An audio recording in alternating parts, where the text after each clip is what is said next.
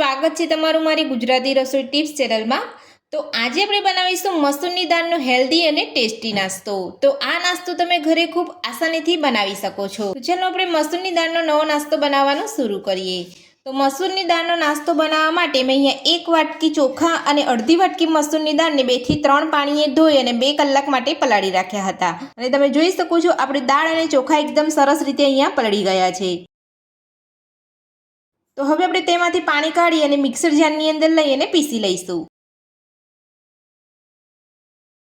તો મેં અહીંયા થોડું પાણી રહેવા દીધું હતું એટલે આપણા દાળ ચોખા એકદમ સરસ રીતે પીસાઈ જાય। જો તમારા દાળ ચોખા અહીંયા બરાબર ના પીસાય તો તમારે થોડું બીજું પાણી ઉમેરી લેવાનું છે અને આપણે અહીંયા દાળ ચોખાને એકદમ સરસ સ્મૂથ અહીંયા પીસી લેવાના છે। તો હવે આપણે મિક્સર જારનું ઢાંકણ બંધ કરી અને બધું સરસ પીસી લઈશું। તો મસૂરની દાળ અને ચોખાને આપણે અહીંયા મિક્સર જારની અંદર પીસી લીધા છે અને એકદમ સરસ આપણું અહીંયા પીસાઈ ગયું છે। તો હવે આપણે તેને એક વાસણની અંદર કાઢી લઈશું। તો હવે આપણે મિક્સર જારની અંદર થોડું પાણી ઉમેરીને બધું હલાવીને આપણે લઈ લઈશું એટલે જે બી અહીંયા ખીરું ચોટેલું હશે તે અહીંયા આવી જશે। તો થોડું પાણી ઉમેરીને આપણે અહીંયા બધું સરસ મિક્સ કરી લઈશું। તો હજુ પણ આપણું ખીરું નાસ્તાનું અહીંયા જાડું છે એટલે આપણે અહીંયા થોડું પાણી ઉમેરીશું।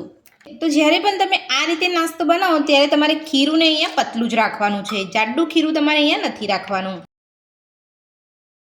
તો આ રીતનું પતલું તમારે ખીરું બનાવવાનું છે। તો ખીરું આપણું બનીને તૈયાર છે। તો હવે આપણે નાસ્તાનો વઘાર તૈયાર કરીશું।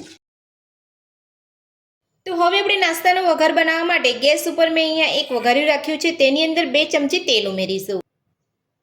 તો તેલ આપણું અહીંયા ગરમ થઈ ગયું છે। તો હવે આપણે તેની અંદર નાની અડધી ચમચી રાઈ ઉમેરીશું, નાની અડધી ચમચી જીરું ઉમેરીશું, ઝીણા સમારેલા આપણે અહીંયા મીઠા લીમડાના પાન ઉમેરીશું। મીઠા લીમડાના પાન ઉમેરી લીધા પછી અડધી ચમચી આપણે અહીંયા આદુ મરચાંની પેસ્ટ ઉમેરીશું।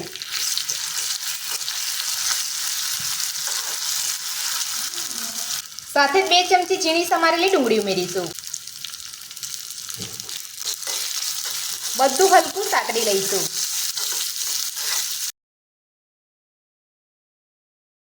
તો બધું જ આપણે અહીંયા હલકું સતળાઈ ગયું છે। તો હવે આપણે ગેસની ફ્લેમ બંધ કરી દઈશું અને બધું જ વઘાર આપણે ખીરાની અંદર લઈ લઈશું। તો ખીરાની અંદર વઘાર ઉમેર્યા પછી હવે આપણે બધું સરસ મિક્સ કરી લઈશું। તો વઘાર ઉમેર્યા પછી આપણે બધું સરસ અહીંયા મિક્સ કરી લીધું છે। તો હવે આપણે તેની અંદર સ્વાદ પ્રમાણે મીઠું ઉમેરીશું। મીઠું ઉમેરીને આપણે 1 મિનિટ જેટલું આપણે અહીંયા હલાવીશું એટલે આપણું મીઠું એકદમ સરસ રીતે ઓગળીને મસાલા સરસ ભળી જાય।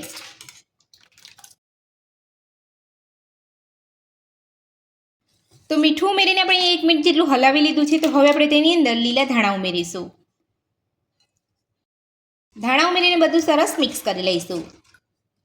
તો ધાણા ઉમેરીને પણ આપણે અહીંયા બધું સરસ મિક્સ કરી લીધું છે। તો હવે આપણે ખીરામાંથી નાસ્તો બનાવીશું। નાસ્તો બનાવવા માટે મેં અહીંયા ગેસ ઉપર એક નોનસ્ટિક પેન રાખ્યું છે। તો પેનની અંદર આપણે તેલ લગાવી લઈશું।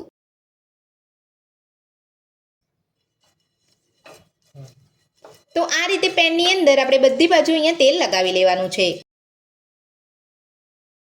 પેનની અંદર આપણે અહીંયા તેલ લગાવી લીધું છે। તો હવે આપણે નાસ્તાનું જે ખીરું બનાવ્યું છે એ આપણે અહીંયા થોડું થોડું રેડીશું।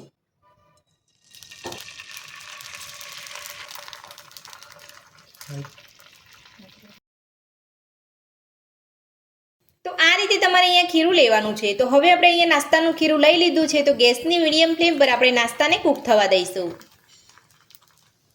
તો નાસ્તાના ખીરાને અહીંયા પેનની અંદર લીધા પછી તમે અહીંયા જોઈ શકો છો અહીંયા નાસ્તાનો સરસ કલર બદલાઈ ગયો છે। તો હવે આપણે નાસ્તાને પલટાવી લઈશું।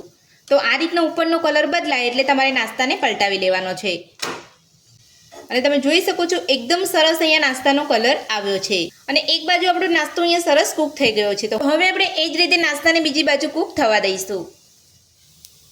તો નાસ્તાને બીજી બાજુ પલટાય 1 મિનિટ જેટલો સમય થઈ ગયો છે। તો હવે આપણે ચેક કરી લઈશું।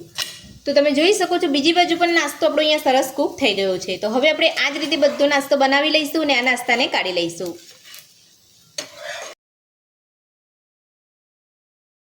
તો હવે આપણે એ જ રીતે બીજો નાસ્તો પણ બનાવી લઈશું। તો આ રીતનું તમારી પાસે પેન ના હોય તો તમે તવા ઉપર પણ નાસ્તો બનાવી શકો છો। તો હવે આપણે તેલ લગાવ્યા પછી આપણે નાસ્તાનું ખીરું રેડીશું।